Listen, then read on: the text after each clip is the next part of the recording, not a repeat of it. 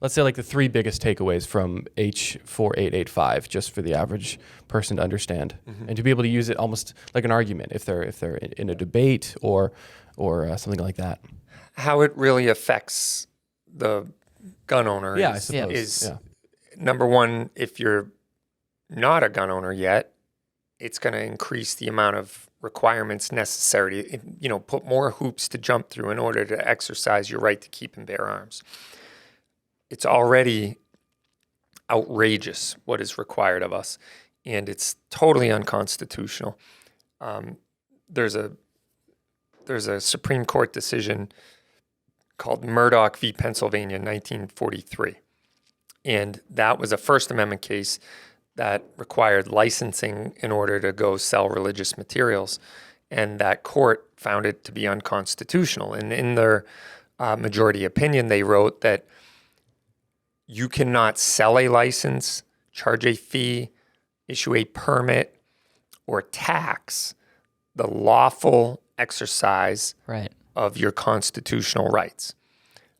No state or county official or federal official can do that.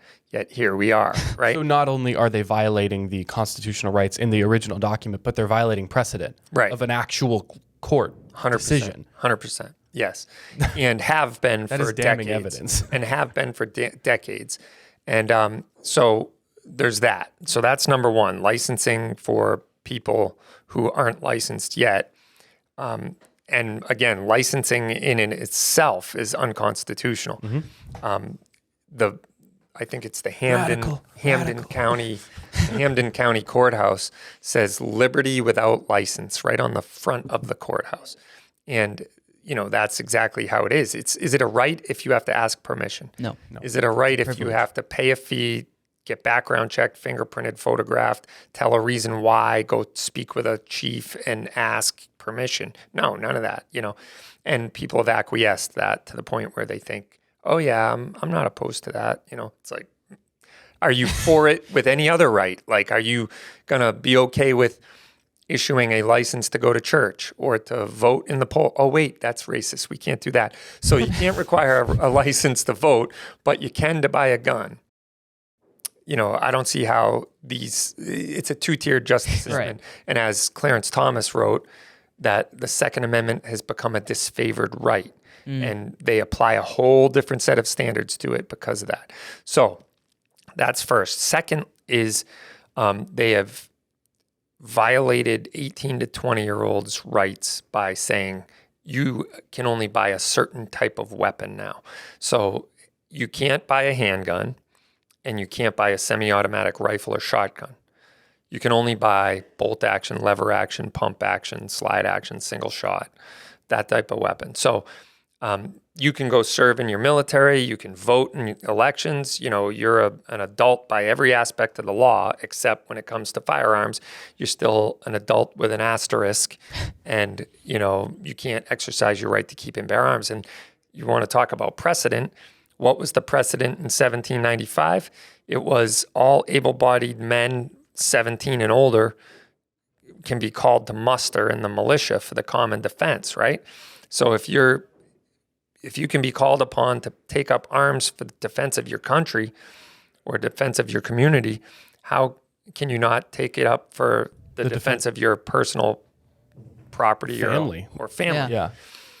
So that's another huge, huge issue. And that's the one that goes back to the Fifth Amendment, where you can't deprive someone of their property without due process. There's people who are 18, 19, 20-year-olds right now that own semi-automatic rifles and shotguns. And where does that leave them? So October 24th, when this goes into effect, are they going to have to surrender it, sell it to a friend or a father or a relative, or do they have to surrender it to the police or whatever?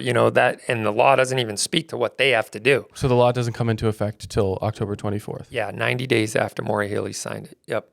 And then thirdly, I think the doubling down on bad law, which is that a district judge, Judge Saylor, Sayler,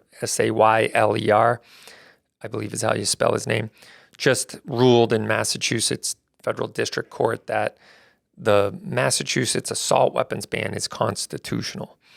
And, he even says that it meets the Bruin mandate, which Obviously. the Bruin mandate is the way that all courts are required now to look at Second Amendment issues. You look at the text first.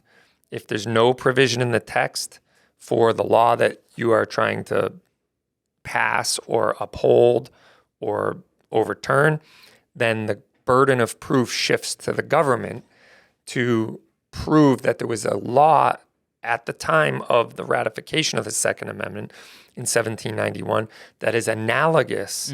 It's a carbon copy of the law that stands today that you're trying to either enforce, uphold, or overturn. And then it can be ruled constitutional. If no such law exists in the founding era, then it's unconstitutional.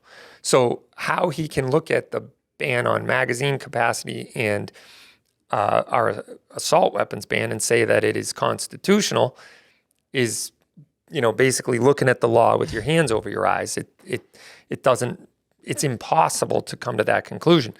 But he's an activist judge, and he's just doing it because this is the worst place to take arms ban cases up in Massachusetts District Court and the First Circuit Court of Appeals. So the good news is that will be probably done away with at some point through the Supreme Court.